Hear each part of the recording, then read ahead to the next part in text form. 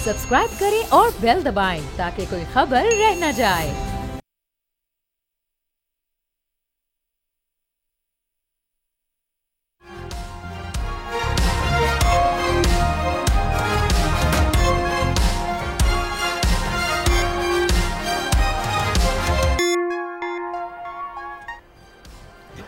नाज़रीन अस्सलाम वालेकुम।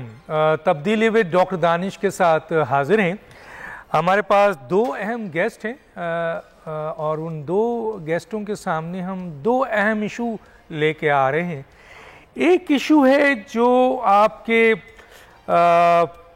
जो इस वक्त हतक इज़्ज़त का जो कानून 2024 पंजाब असम्बली ने पास किया है उसके ऊपर हम बात करेंगे, क्योंकि ये कानून पाकिस्तान में हतक इज़्ज़त का कानून दीवानी भी और फौजदारी भी 499 ताज़ीरात पाकिस्तान 2002 इज़्ज़त ऑर्डिनेंस, पीका का कानून 2016 ऑलरेडी मौजूद था। तो फिर ये पंजाब ने जो कानून साजी की है जिसके ऊपर तकरीबन तमाम सहाफ़ती तंजीमों ने इसको मुस्तरद कर दिया और अब तो सियासी जमात भी इसको रद्द कर रही हैं और गवर्नर ने इस बिल को वापस कर दिया। क्या वजूहात है कि रातों रात ये बिल पास किया गया और उस हुकूमत में जहां मरियम नवाज़ साहिबा बड़ी खामोशी से काम कर रही हैं, एक ऐसा बिल आया गया जो उनकी हुकूमत के लिए भी परेशान कुन है। इस पे बात करेंगे। और दूसरा ये है कि 9 महीने, मैं नहीं कहता, मूडीज़ जो इंटरनेशनल इंडिकेटर इस किस्म के इदारे हैं जो फाइनेंशियल मैटर को डील करते हैं, वो world bank, Asian तरक्याती bank, Asian development bank, खुद IMF और बहुत सारे इंडिकेटर ये कह रहे हैं कि पाकिस्तान 9 महीने में मुआशी तौर पर बिल्कुल राइट ट्रैक पे आ चुका है। और इस तरीके से हम बहुत कुछ देख रहे हैं, मेरे पास डिटेल भी मौजूद है कि क्या क्या इसमें बेहतरी आई है। लेकिन दो बड़े खतरात सामने आ गए हैं। एक खतरा है सियासी अदम इस्तेहकाम जो इस वक्त हम देख रहे हैं और ख़ास तौर पे अपोजिशन और PTI को हम इस वक्त जो है वो बिल्कुल सियासी अदम इस्तेहकाम की तरफ जाते हुए देख रहे हैं। दूसरा JUI मौलाना फजल रहमान साहब ने भी ऐलान कर दिया है जिहाद का, यानी मौजूदा हुकूमत या इलेक्शन के हवाले से। और दूसरा एक बहुत बड़ी जो इस वक्त क्लैश है वो भी इस वक्त इस मईशत को, यानी मुल्की मईशत के लिए ख़तरा है। जहाँ सियासी अदम इस्तेहकाम है वहीं दो इदारों का टकराव देखने में आ रहा है। और ख़ास तौर पे इस वक्त जो इस्लामाबाद हाई कोर्ट्स के अंदर 6 जजेस का ख़त लिखना और फिर वहाँ एक जज का फिर ख़त लिखना और फिर एक जज की जो है वो मुख्तलिफ इदारों पे बड़ी सख्त रिमार्क्स जो है ये सामने आ गए, जिससे लगता है कि दो इदारे टकराव की सूरत में आ चुके हैं। मैं अपने मेहमानों का तारुफ कराता हूँ। सलीम बुखारी साहब, सीनियर सहाफ़ी तज़किया निगार, आपका बहुत शुक्रिया सर, आपने हमें ज्वाइन किया। मेरे साथ हैं हफीजुल्लाह न्याजी साहब, सीनियर सहाफ़ी तज़कियाकार, आपका भी बहुत शुक्रिया। सलीम बुखारी साहब, सबसे पहले मैं आपकी तरफ आता हूँ और मेरा वही पहला सवाल आपसे ये है सर कि ये कानून दीवानी भी और फौजदारी भी हमारे मुल्क में ऑलरेडी हत इज़्ज़त का मौजूद है और बाहर की दुनिया में हम देखते हैं तो सिर्फ दीवानी मुकदमात हैं जिनमें ये तो या तो आपके उनको माफ़ी का कहा जाता है या जुर्माना किया जाता है। हमारे यहाँ तो सज़ा का भी तस्वूर है। तो ये मौजूद होने के बावजूद जो 2024 हतक इज़्ज़त का बिल पास किया गया है, लागू करने की बात की जा रही है, जिसे वापस कर दिया है गवर्नर ने, इसके ऊपर आप क्या कहेंगे सर?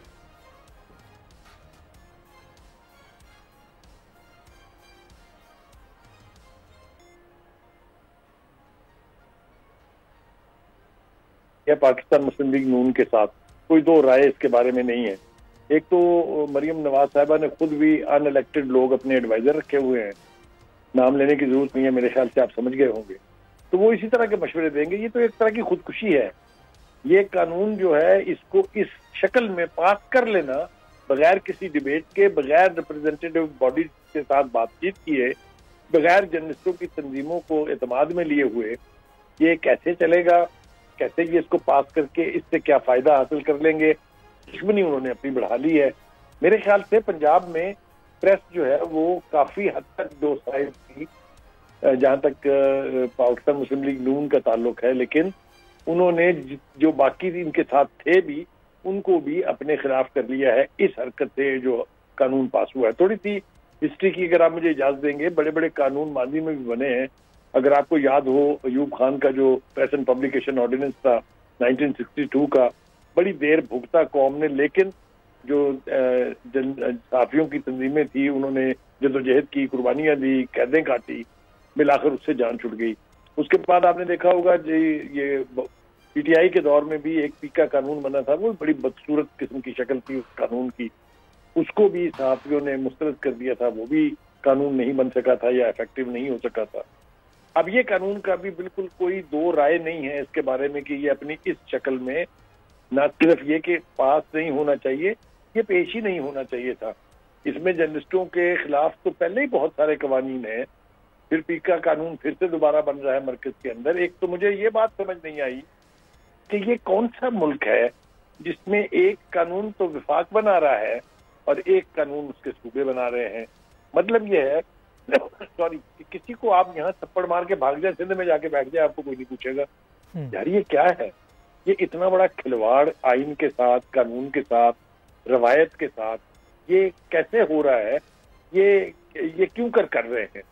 تو مجھے تو یہ سمجھ نہیں آتی ہے. میں تو کون ہے سر اس کے پیچھے؟ کون ہے؟ مریم نواز صاحبہ؟ میں تو نہیں سمجھتا کہ مریم نواز صاحبہ کو اس کی حقیقت کا بھی اندازہ ہوگا کہ یہ کس قسم کا قانون بنا رہے ہیں اور کیا ان کے حکومت کے لیے اور ان کی پارٹی کے لیے کتنا بڑا نقصان ہوگا. تو کون لوگ ہیں سر اس کے پیچھے؟ آپ کیا سمجھتے ہیں؟ دیکھیے یہ سوال مجھ سے ہی ہے نا؟ جی سر آپ سے ہی ہے. دیکھیے گزارش یہ، میں نے آپ کو پہلے کہہ دیا کہ اگر آپ اپنے ارد گرد نان الیکٹڈ ایڈوائزر رکھیں گے، اگر آپ ان کی مشاورت سے چلیں گے تو اس طرح کے غلط فیصلے آپ سے کروائے جائیں گے. میں ایمانداری سے سمجھتا ہوں کہ نہ ہی تو نواز شریف صاحب اور نہ ہی مریم نواز صاحبہ خود چاہتی ہوں گی کہ یہ بل اس شکل میں پاس ہو. پھر کیا پریشر ہے، کس نے کہا ہے، یہ ایک علیحدہ سوال ہے، اس کے اوپر کسی وقت بعد میں ڈیبیٹ کر لیں گے.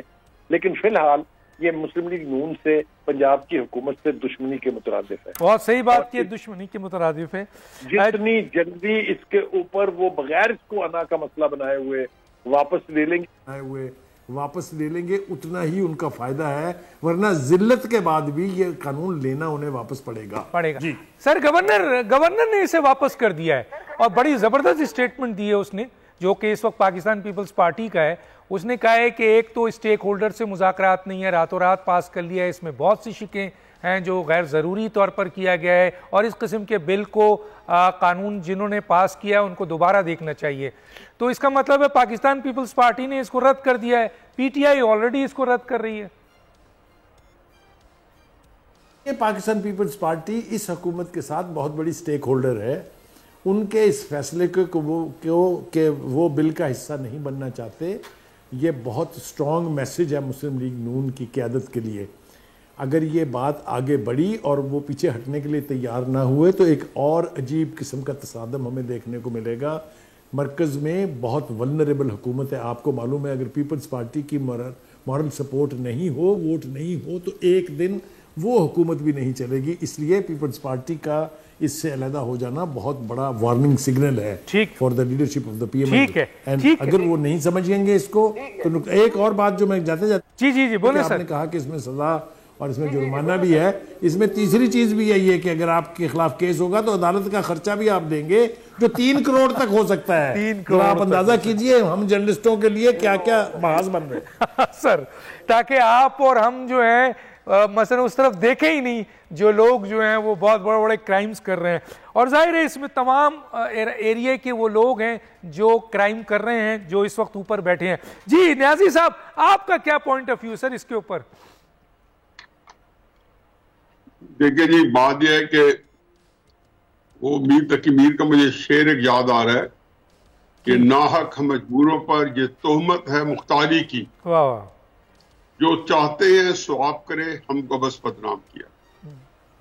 بدقسمتی مسلم نون کی ہے کہ جب انہوں نے 12 اپریل 2022 کو حکومت پکڑی تھی عمران خان صاحب کو تحریک اعتماد کے بعد، تو میں نے تب بھی اپنے کالم میں بھی اور اپنے پروگرام میں بھی ایک ہی کہا تھا کہ اینڈ ریزلٹ مسلم نون کا تباہی بربادی ہے اس حکومت پکڑنے کے بعد. اور 19 کم و پیش جماعتیں تھیں, 18 یا 19 تھی اتحادی جماعتیں جن کے ووٹ سے شہباز شریف وزیر اعظم بنے تھے. اب الیکشن 2024 ہمارے سامنے ہے, سوائے مسلم نون کے کس نے اس کا خمیازہ بھگتا؟ پیپلز پارٹی جو کہ 2018 کے الیکشن میں جس کے پاس 40-41 سیٹ تھی یا پتہ نہیں کتنی تھی, یا 39 تھی یا 43 تھی, اس کے بعد 56 سیٹس آئیں اور پہلے سے زیادہ کمپریہنسولی آئی. پھر 2024 کے اندر جب حکومت پکڑی تو کوئی ایسی مجبوری تو تھی نا کہ بہت ہی تکلیف دہ شرائط کو حکومت پکڑی. مثلا حکومت کے اندر پیپلز پارٹی نے ان کو سپورٹ کر کے پہلے دن سے اسے برات کا اعلان کر دیا کہ ہم ان کے کسی کام میں کسی طریقے سے کے اندر جو ہے شریک نہیں ہوں گے. اور یہ بات ظاہر ہے کہیں طے ہوئی ہوگی کہ جنہوں نے پیپلز پارٹی کو جب حکومت نے مجبور کیا اور سارے اچھے خوبصورت عہدے بلوچستان کی وزارت اعلیٰ اور سینٹ کی چیئرمین شپ اور صدارت پیپلز پارٹی کو دینے کے بعد ہینگ لگی نہ پٹکڑی. اب کچھ سے کچھ ہو جائے, ابھی پھر جب آئے گا حساب کتاب آئے گا تو پیپلز پارٹی کا کوئی سیاسی نقصان نہیں ہوگا. فائدہ ہوگا یا نہیں ہوگا ابھی میں اس میں نہیں پڑھنا چاہتا, لیکن مسلم نون جو ہے پہلے سے زیادہ 2024 2018 میں جہاں کھڑی تھی, 2022 میں جہاں کھڑی تھی, 2022 کے بعد 2024 کے بعد جو میں جب دوبارہ انہوں نے دوسری دفعہ شہباز شریف وزیر اعظم بنے تو مزید اس کے اندر ان کو کیا آگے ہزیمت برداشت کرنی پڑتی آنے والے وقت بتائے گا. دیکھیں یہ قانون سندھ سے کیوں نہیں بنوایا؟ آخر وہاں بھی تو حصہ ماسٹر وائس کی حکومت ہے, کیا ان لوگوں کی وہاں نہیں چلتی جو پنجاب سے کام کروا رہے ہیں؟ بالکل بخاری صاحب صحیح فرما رہے ہیں کہ یہ بہت ہی ایک بھاری دل کے ساتھ یا نہ چاہتے ہوئے نواز شریف صاحب نے یا مریم نواز صاحبہ نے یہ بل منظور کرایا ہوگا. لیکن کیا کیا جائے, کسی کا خمیازہ جو ہے یا اس کا جو ہمیشہ مسلم کہتی ہے کہ ہم نے سیاسی قیمت ادا کی. بھائی آپ کب تک ادا کرتے رہیں گے؟ آپ کا خزانہ خالی ہو چکا ہے سیاسی قیمت کا, اور مزید اب کتنی کہاں سے لے کے سیاسی قیمت ادا کریں گے؟ آپ کے پہلے کچھ سیاست رہ گئی ہے جو آپ ادا کر رہے ہیں. ایک ایسا کام جس میں کوئی بندہ, مثلا میں کئی ایسے دوستوں کے ساتھ بیٹھا تھا جو ہمارے صحافت کے بڑے اسٹالوارٹس ہیں, اور آج ہی بات ہو رہی تھی اور ان کو بلایا گیا تھا یسٹرڈے یا پنجاب اسمبلی میں, وہ ساروں نے وہاں پہ یک زباں نے کہا, شاید بخاری صاحب بھی وہاں موجود ہوں, انہوں نے یک زباں کہا کہ حضور یہ آپ نہ لائیں. یعنی کہ ان کو ایک بندہ جو ان کے اپنے جو ان کے لیے درد دل رکھتے ہیں یا ان کے لیے ہمدردی رکھتے ہیں, کوئی بندہ ان کو سپورٹ کرنے پر تیار نہیں تھا. وہ کیا مجبوری ہے؟ اور اگر مجبوری ہے تو پیپلز پارٹی کا گورنر جو ہے اس کو کیا حق پہنچتا ہے کہ وہ بل کو واپس کرے اور اپنے نمبر ٹانگے؟ پیپلز پارٹی والے جو تقریریں کرتے پھر سندھ اسمبلی میں اور بل کو کنڈیم کر رہے ہیں, تو کیا یہ بات ان کے لیے کوئی ایک طریقہ کار ہے اور مسلم نون سے کوئی بدلہ لینا ہے جن لوگوں کو وہ سپورٹ کر رہی ہے؟ ہمیں تو یہی پتہ چلا نہیں تو سر یہ مسلم لیگ نون, سر یہ مسلم لیگ, سر یہاں پر مجھے بولنے دے. ایک تو سر گورنر کا استحقاق تو ہے کہ وہ واپس کر سکتا ہے ایک دفعہ, لیکن میرا ایک سوال ہے سر, یہ جو ایک بڑا اہم پوائنٹ ریز کیا ہے بخاری صاحب نے, بہت ہی اہم ریز پوائنٹ کیا ہے. ماضی میں مرکز میں بھی ایک نان الیکٹڈ اس طرح کے ممبران جو ہیں انہوں نے مسلم لیگ نون کے لیے بڑے مسائل پیدا کیے ہیں. یہ آپ کے کسی نے آپ پر بندوق رکھ کے کیا ہے؟ آپ کے اپنے نان الیکٹڈ ممبران جو ہیں جو بیسیکلی کہیں اور سے ڈائریکشن لیتے ہیں اور مریم نواز صاحبہ کے ارد گرد آ کر بیٹھ گئے ہیں, تو سر جب آپ حکومت چلانے جا رہے ہیں, نواز شریف موجود ہیں, بڑے بڑے پی ایم ایل این کے کرتا دھرتا سیاسی لوگ موجود ہیں, تو یہ جو ہے کیسے یہ بل جو ہے مریم نواز صاحبہ نے اجازت دی کہ یہ ہو جائے؟ یہ نان الیکٹڈ ممبران جو ہے جو ایڈوائزر ہیں بڑے طاقتور ہیں سر, یہ بڑے طاقتور ہیں یہ.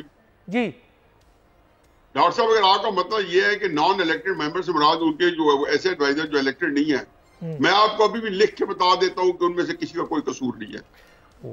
میرے پاس لفظ نہیں ہے, بخاری صاحب اس کی زیادہ اچھے طریقے سے لفظ کے لیے خوبصورت لفظ ایجاد کریں گے. آپ یہ کہتے ہیں کہ نان ڈیموکریٹک ایکٹرز ہیں جو یہ کام کروایا ہے، اور یہ ان کی ضرورت ہے مریم نواز صاحبہ کی یا شہباز شریف صاحب کی یا پیپلز پارٹی کی یا مسلم نون کی، کسی کی ضرورت نہیں تھی. تو کرا تو آپ تو نے میں ہے تو سر، یہی کہہ دوں، کرا تو آپ نے ہے سر. میں ایکسپلین کرنے کے لیے سر یہ بتائیں نان الیکٹڈ ممبران کھل کے پوچھتا ہوں، نان الیکٹڈ ممبران سر میں بھی سر یہاں پر آپ سے حجت کروں گا، یہ نان الیکٹڈ ممبران جو بہت اہم مشیر ہیں، بہت اہم وزیر ہیں، کہیں اور سے ڈائریکشن لیتے ہیں سر. آپ مانتے کیوں نہیں ہیں سر؟ یہ کہیں اور سے ڈائریکشن لیتے ہیں، ہم بھی جانتے ہیں سر. ہے سر؟ میں ڈاکٹر صاحب آپ اس بات کو آگے چلائیں، کیونکہ میں تو آپ کو بتا رہا ہوں بلیک اینڈ وائٹ میں کہ یہ بل جو ہے، جو آپ کسی بھی ایسا بندے کے جو نان الیکٹڈ ایڈوائزر ہیں یا نہیں ایڈوائزر مریم نواز صاحبہ کے لیفٹ رائٹ پہ ہے، وہ تو میرے خیال ہے کہ وہ ان کو میں ذاتی طور پہ جانتا ہوں، جن کے چہرے آپ کو نظر آتے ہیں مریم نواز صاحبہ کے ساتھ تھے، وہ اس بل کو چمٹے سے بھی اٹھانے کے لیے تیار نہیں تھے. سر پوائزنس سر پوائزنس جب اوپر سے مائی باپ کو آرڈر آتا ہے، جب سر ایک بات آخری سوال ضرور بولیں سر بولیں. ڈاکٹر صاحب جب یہ حکومت انہوں نے لی جی، اور حقیقت یہ ہے کہ نواز شریف صاحب نے پارٹی میٹنگ کال کی، ایک بندہ نہیں تھا. مسلم لیگ ایسی ہے کہ جو اقتدار سے باہر نہیں رہ سکتی، ایک بندہ نہیں تھا جو حکومت لینے کے حق میں ہو. ساری پارٹی نے کھڑے ہو کے کہا کہ ہمیں یہ حکومت لینی، اور کئی لوگ بڑے سخت بولے وہاں پہ، اور اس کے بعد ان لوگوں کو منواتے رہے. ان کو میاں صاحب اکیلے بلا کے یا شہباز صاحب نے ان کے ساتھ بڑی نیگوشیشن کی. جب آپ کی پارٹی وہ حکومت ہی لینے پر تیار نہیں ہے، اور جس کو آپ کر رہے ہیں، اور وہ حکومت آپ کے لیے سوانح روح بنی ہوئی ہے، کیونکہ جس طریقے سے 16 مہینے کی حکومت آپ کو بالکل سیاست کی ایک پستی میں ڈال گئی ہے، یہ آپ کا کیا حشر کرے گی مجھے نہیں پتہ. لیکن اللہ کا رحم کرے، پاکستان تو ایک ایسے بحران کی طرف گامزن ہے کہ یہ چیزیں میرے نزدیک یہ ایشوز ہیں. اس کا مستقبل کیا ہے سر؟ اس کا مستقبل کیا ہے مجھے جانا ہے. 1.5 منٹ کے اندر میں آپ سے پوچھوں گا اس بل کا مستقبل کیا ہوگا سر؟ اس بل کا مستقبل یہ کچھ بھی ہو جائے، انہوں نے نافذ کر دیا ہے. باقی نہ بھی ہو سکے تو مسلم نون نے، وہ کہتا ہے کہ نانی نے قسم کیا، برا کیا کر کے چھوڑ دیا، اس نے برا کیا.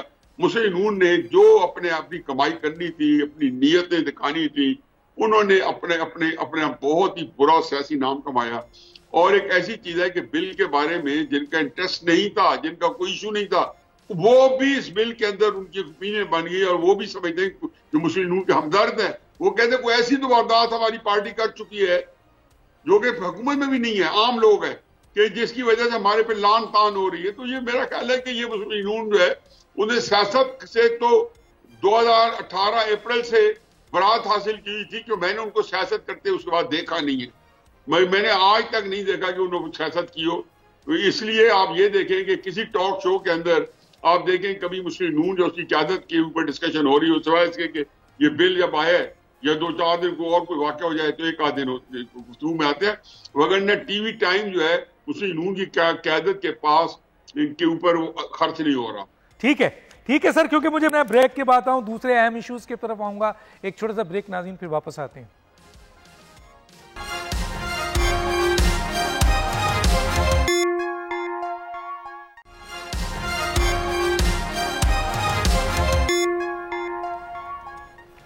Welcome back. جی بخاری صاحب آپ کی طرف آتا ہوں. خدا کر کے پاکستان کی معیشت صحیح ٹریک پہ آ گئی ہے. میں نہیں کہہ رہا سر، یہ موڈیز کہہ رہا ہے، یہ ایشین ترقیاتی بینک کہہ رہا ہے، ایشین ڈیولپمنٹ بینک کہہ رہا ہے، ورلڈ بینک کہہ رہا ہے، خود IMF کہہ رہے ہیں، اور دوسرے ادارے بھی کہہ رہے ہیں.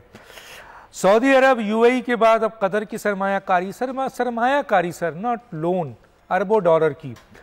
اس کے علاوہ سر پاکستان کا ریزرو $10 بلین تک پہنچ گیا ہے. ایکسپورٹ 9.1% کے اضافے سے $25.28 ہو گئی ہے، جو جلد ہی $32.50 کا ہدف پورا کرنے جا رہی ہے. مہنگائی 38% سے 21% پہ آ گئی ہے. بیرون ملک ترسیلات میں $21 ارب کی آمد ہوئی ہے. اسٹاک مارکیٹ میں انڈیکس 71,000 کا ریکارڈ پہنچ گیا ہے. آئی ٹی سیکٹر میں صرف مارچ میں $306 ملین کا ریکارڈ برآمد ہوئی. پاکستان کا تجارتی خسارہ 18% کم ہو کر $19.5 ارب رہ گیا ہے. کرنٹ اکاؤنٹ خسارہ $49 کروڑ 10 لاکھ سرپلس ہو گیا ہے.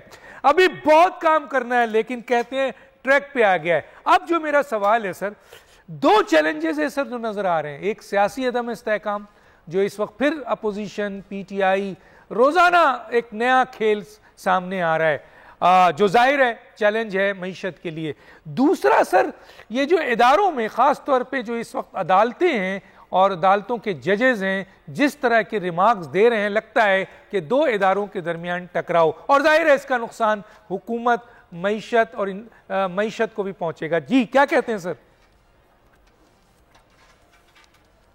دیکھیں ڈاکٹر دانش, اگر آپ ریکال کریں تو جو پی ٹی آئی ہے اس کا مائنڈ سیٹ یہ ہے کہ ہم نہ تو سسٹم کو چلنے دیں گے, نہ ہم اس پارلیمنٹ کو چلنے دیں گے, نہ ہی ہم کوئی ایسا کام ہونے دیں گے جس سے معیشت میں کوئی بہتری آنے کی صورت ہو.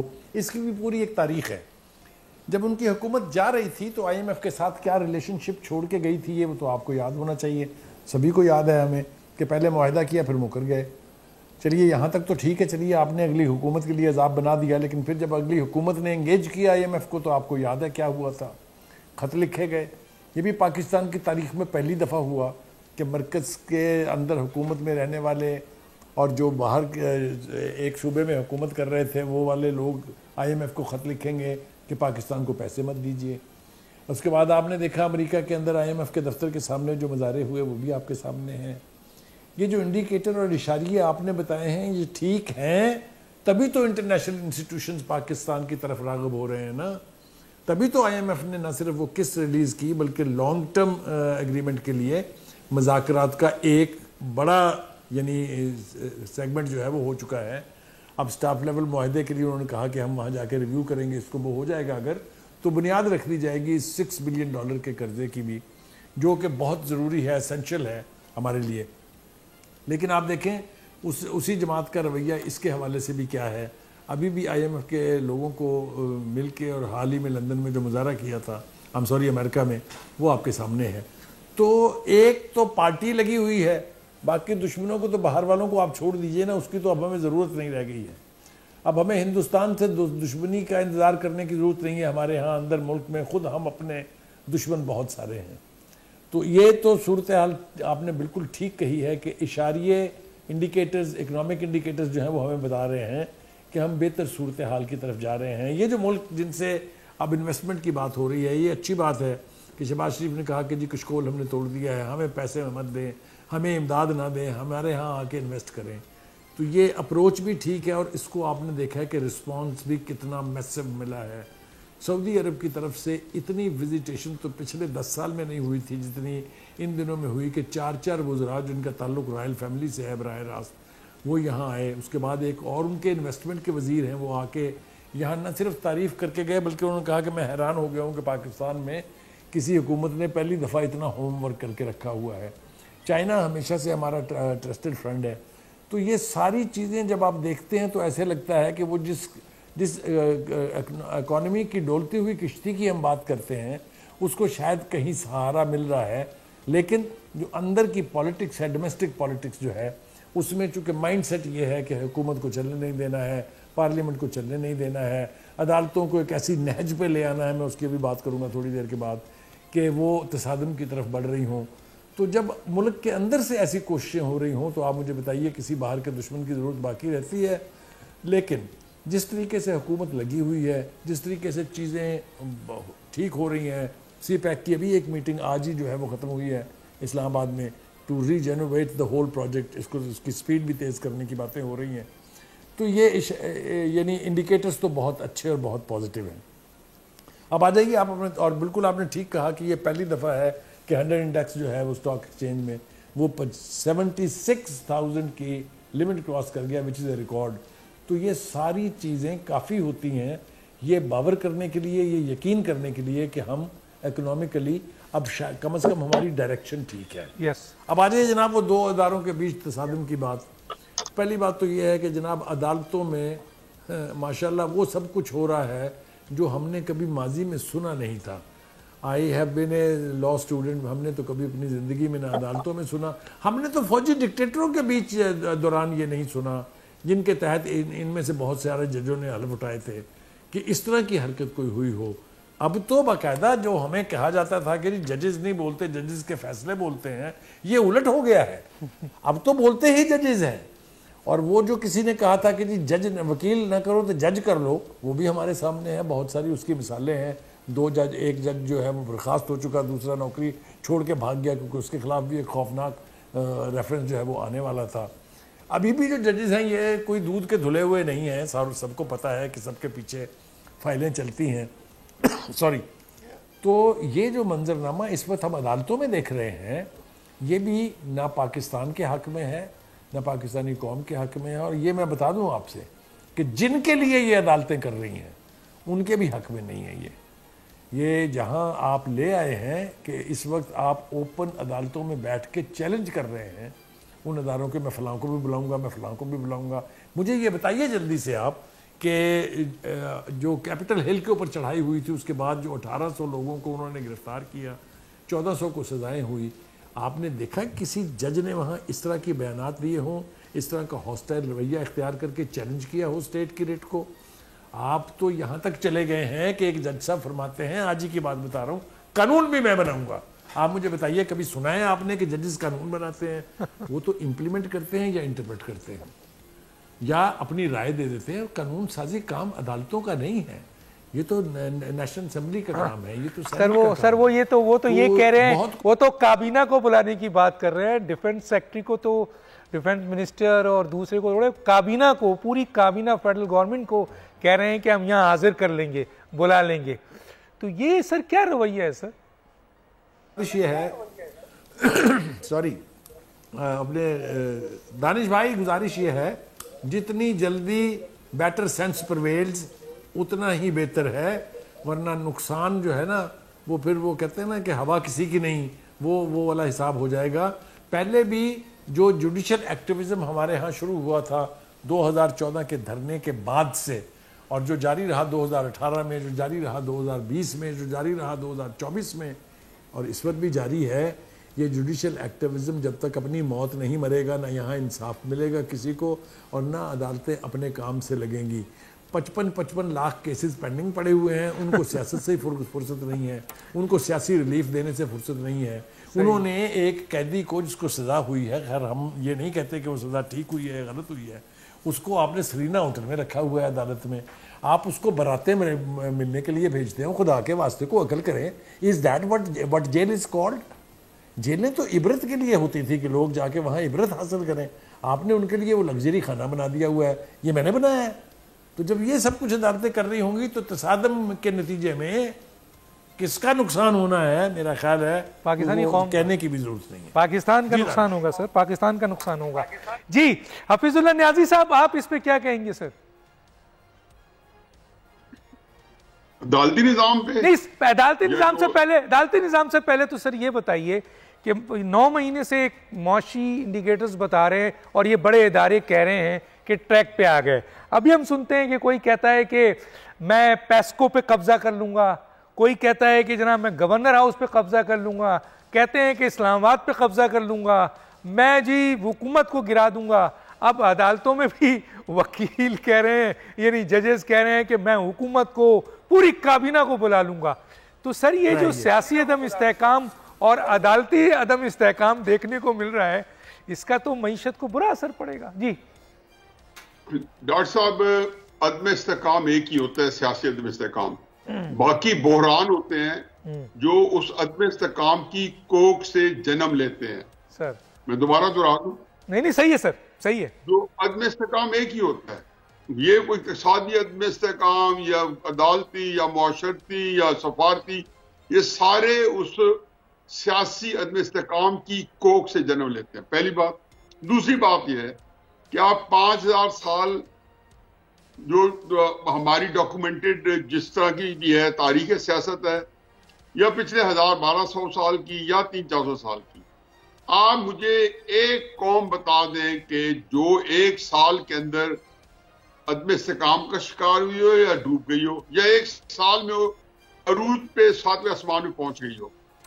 ظاہر ہے دیکھا کہ جب قومیں جب زوال کی طرف جا رہی ہوتی ہیں تو وہ بھی ایک پورا تسلسل ہے. ایک کوئی مثال دے دیں کہ جی فلانی قوم جو تھی 1 سال کے اندر ڈوب گئی, 2 سال میں ڈوب گئی. انڈیا یہاں کھڑا ہے کہ دنیا کی تیسری بڑی اکانومی ہے, $4 ٹریلین سے بڑی اکانومی بنا ہوا ہے. تو ظاہر ہے کہ یہ ان کا پچھلے 75 سال سے ایک تسلسل ہے کہ جو انہوں نے محنت شاکہ کے بعد ایک سٹیبلٹی, پولیٹیکل سٹیبلٹی کے بعد حاصل کیا. چائنا میں سسٹم اور ہے لیکن سیاسی استحکام ہے. آج دنیا کی سب سے بڑی اکانومی بنے کھڑا ہے. یہاں پہ غربت اتنی زیادہ تھی کہ کوئی کانوں سے دھوئیں نکلتے تھے ان کی غربت دیکھ کے. تو کیا انہوں نے ایک عرصے کے ساتھ تسلسل کے ساتھ آیا. اسی طرح آپ دیکھیں کہ جو مملکت تحلیل ہو گئی, جو صفحہ ہستی تو قومیں مٹ گئی, وہ کوئی یہ نہیں ہوتا کہ جی کوئی 2.5 دن میں بچہ سک آیا اور جو قوم ختم کر دی. نہیں, ایک پورا اس کے پیچھے ایک پورا تسلسل آ رہا ہے. اب وہ کہتے ہیں نا کہ ایک وقت آپ بجائی کا ٹائم ہوتا ہے. آپ نے کسی وقت میں سپٹمبر, اکتوبر میں, نومبر میں گندم کی بجائی کی ہوگی, اپریل میں وہ تیار ہے, تو وہ تو کٹائی کا ٹائم ہے. اب آپ یہ کہیں کہ مجھے تو اب جو چاہیے, مجھے تو چنا چاہیے. نہیں, آپ نے گندم بیچی تھی, گندم کاٹے. جو کچھ آپ اس ملک میں بیچتے رہے ہیں آج وہی کچھ کاٹنے کے لیے تیار ہے. باقی رہی یہ کہ جی جتنی میں آپ کو بتا رہا ہوں کہ یہ جو عدم استحکام ہے اس سے پاکستان کا نکلنا جو ہے, میں اب مایوس کن الفاظ نہیں نکالا جاتا, میں اتنی کہہ سکتا ہوں کہ بہت مشکل ہے.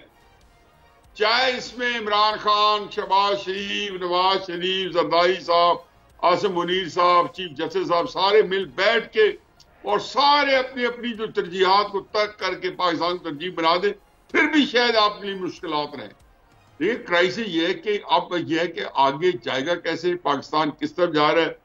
آپ کو روزانہ نئی سے نئی سرپرائزز آئیں گی. یہ جو آپ نے کہا, اس لیے یہ جتنی اچھی خبریں معاشی ہیں, اللہ کرے اس سے تھوڑی دیر کے لیے وہ ہوتا ہے نا کہ چل پڑے, 1 سال 2 سال 3 سال شاید اور نکل جائے ہمارے, اور اس کے بعد ایک جب قرض, میں خود کاروباری رہا ہوں, جب آپ کے بزنس کرائسس میں جاتا ہے اور بینک آپ کو جو ہے فرض کے میرے سائز کے اعتبار سے 5 کروڑ روپے دے دیتے ہیں, کاروبار میں اچھا چلے نہ چلے میرے 5-7 مہینے اچھے ضرور چل جاتے ہیں, کیوں قرض جو آ جاتا ہے. یہ تو بات ہے کہ قرض نے کوئی پیسہ جنریٹ کرنا ہے, آیا ایم ایف کے پیسوں نے کوئی پیسہ جنریٹ کرنا ہے. دو اداروں میں ٹکراؤ پہ بھی تھوڑا سا آ جائیں, ٹائم ہمارے. اب باقی آگے عدالتی یہ اداروں کا ٹکراؤ. دیکھیں یہ اس وقت بطل حریت جو بنے ہوئے ہیں ہمارے سارے ججز, میں یہ حقیقت سمجھتا ہوں کہ یہ بطل حریت جو ہے, یہ بخاری صاحب تو پرانا کہنے ماشاء اللہ کے دور کا. نہیں, کون سے حریت سر, کون سے حریت کون سے سر؟ بطل حریت یہ لفظ بخاری صاحب اس کا بتائیں گے, میں تو خود سے استعمال کرتا ہوں, مجھے کا مطلب نہیں آتا. تو یہ بطل حریت بنے ہوئے ہیں ججز, اور ایک بتا رہے ہیں کہ جیسے جی کچھ بڑا ان کے اندر ایک نیا نظام آ گیا ہے. تو یہ جو ہے نا, یہ مجھے سمپل اس وقت آپ کو یہ بتانا ہے کہ اس طرح جو ان کا جو جس کو کہنا چاہیے کہ سال پہلے 2 سال پہلے, اب یہ جو خط لکھا ہے انہوں نے جس کی وجہ سے سارا نظام بنی ہوئی 6 ججز ہے, اس کے اندر 11 پیراگراف ہیں. 11 پیراگراف کے اندر 4-5 عمومی قسم کے ہیں اور 7 یا 6 پیراگراف جسٹس شوکت صدیقی صاحب سے متعلق ہے, اور ایک عمران خان کے کیس کے بارے میں ہے کہ یہ جو واقعہ ہوا ہے. اب جسٹس شوکت عزیز صدیقی صاحب کو آپ دیکھیں, اس کا متن کیا ہے, ان کا نیریٹو کیا ہے کہ نواز شریف کو نائل کرایا گیا, نواز شریف کے بارے میں کہا گیا کہ اس کو سزا ہونے والی ہے, یعنی کہ یہ واقعہ ہوا ہوگا 6 جولائی 2018 سے پہلے کا واقعہ ہوا ہوگا, جون 2018 کو ہوا ہوگا, جس میں جنرل فائد حمید صاحب جاتے ہیں جنرل جسٹس شوکت عزیز صدیقی صاحب کے پاس کہ نواز شریف نائل ہونے والے ہیں اور آپ نے اس کی بیل نہیں کرنی تاکہ ہماری محنت اکارت نہ جائے, ناکارہ نہ جائے. اور یہ ذہن میں کہ 25 جولائی سزا کے پورے 20 یا 19 دن بعد پاکستان کے اندر جنرل الیکشن ہونے والے ہیں, اور یہ اس جنرل الیکشن کے اوپر یہ ساری چیزوں کے بعد انہوں نے ایک الیکشن لینا تھا جس کے اندر آپ نے ایک ہیرا تلاش کیا, عمران خان صاحب کو لے. تو یہ ججز کے جو گناہ ہیں وہی تو ہم بھگت رہے ہیں. اس وقت تو آپ نواز شریف صاحب کے بارے میں ٹھٹے کرتے تھے, تمسکر اڑاتے تھے, کہتے لگاتے تھے کہ آج قانون ہنسنا ہوگا. اسی عدالت میں لوگوں کے بعد قاسم سوری صاحب ہوں یا ہمارے فیصل وارڈا صاحب ہوں اور یا باقی لوگ ہوں, ان کے کیسز آپ دیکھیں 3 یا پارٹی فنڈنگ ہو 4 یا 5 سال ان کیسز کو سنا ہی نہیں جا رہا تھا. تو یہ وہ جوڈیشی ہے جو اب جو ہے سوائے یہ جو کلیش ہے, میں اس کو وائنڈ اپ کرتا ہوں, یہ کلیش جو ہے یہ ملک کو مارشل آرٹ کی طرف لے کے جا رہا ہے. یہ میری بات نوٹ کر لیں. اور مجھے جب میں یہ جو سرد گرم گفتگویں سنتا ہوں لوگوں کی, جس میں کبھی علی امین گنڈا پور صاحب جو ہے وہ گرج برس رہے ہوتے ہیں, کبھی تحریک انصاف کے لوگ ادھر گرج برس رہے ہوتے ہیں, تو میرا دل دہل رہا ہوتا ہے کہ یہ سارے لوگوں کے بعد جن لوگوں نے اسکرپٹ پکڑائے ہیں وہ شاید کچھ زیادہ ہی حاصل کرنا چاہتے ہیں. اور مجھے یہ پاکستان کے اندر کسی مارشل آرٹ ایمرجنسی کا یہ ملک اب متحمل نہیں ہو سکتا. اور اب یہ جس نیچ پہ ہم آ گئے ہیں اس کے علاوہ چارہ ہی نہیں ہے کہ وہ کہتے ہیں کہ آپ مجبور کر رہے ہیں ہمارے ججز, اور وہ بالکل ایک حکمت کو یا جس کو کہنا چاہیے فہم کو یا ایک تدبر کو وہ بروئے کار نہیں لا رہے. اور یہ جدھر لے کے جا رہے ہیں ملک کو وہ تنگ آمد بجنگ آمد تبلے جنگ بچ چکے ہیں جی. یہ اخباروں کی سرخیاں ہیں, یہ ہمارے ٹی وی کی سرخیاں لگی ہوئی ہیں, اور یہ اس کے بعد یہ ہے کہ تنگ آمد بجنگ آمد ہے. آپ کسی کو مجبور کریں گے, آپ کسی کو ہیوملیٹ کریں گے, آپ کسی کو مارجنلائز کریں گے. کیا آپ یہ سمجھتے ہیں کہ خود تو ڈوبے صنم یہ ججز میں بھی آتا ہے اور عمران خان صاحب پہ بھی آتا ہے, تم کو بھی لے ڈوبیں گے. لیکن سر مجھے یہ سمجھ نہیں آئی, آخری جملہ کہتے ہوئے جاؤں کہ کہاں تو 6 ججز ایک دباؤ کے اوپر روتے ہوئے سپریم کورٹ جا رہے ہیں, اور کہاں ان میں سے ایک جج جو ہے وہ اب دباؤ کے اوپر دھمکیاں دے رہے ہیں. کبھی وہ سیکٹر کمانڈر کو بلا رہے ہیں, کبھی وہ ڈی جی ایم آئی کو بلا رہے ہیں, کبھی پوری فیڈرل گورنمنٹ کو بلایا جا رہا ہے, کبھی ڈیفنس منسٹر اور سیکٹری کو دھمکی دی جا رہی ہے. تو یہ دوہرا سلسلہ سمجھ میں نہیں. حالانکہ وہ جج جوڈیشل کاؤنسلز میں ان کی 3 ریفرنسز موجود ہیں. بہت شکریہ سر, وقت ختم ہو چاہتا. تلیم بخاری صاحب آپ کا بہت شکریہ, اور جناب حفیظ اللہ نیازی صاحب آپ کا بہت شکریہ. تشنگی رہی, کسی اسٹیج پہ ضرور بات کریں گے. پاکستان زندہ باد, پاکستان انشاءاللہ آگے بڑھے گا, ضرور بڑھے گا, کوئی بھی راستہ ہوگا ضرور بڑھے گا. آپ دونوں کا بہت شکریہ. ڈاکٹر دانش کو اجازت دیجیے, اللہ حافظ.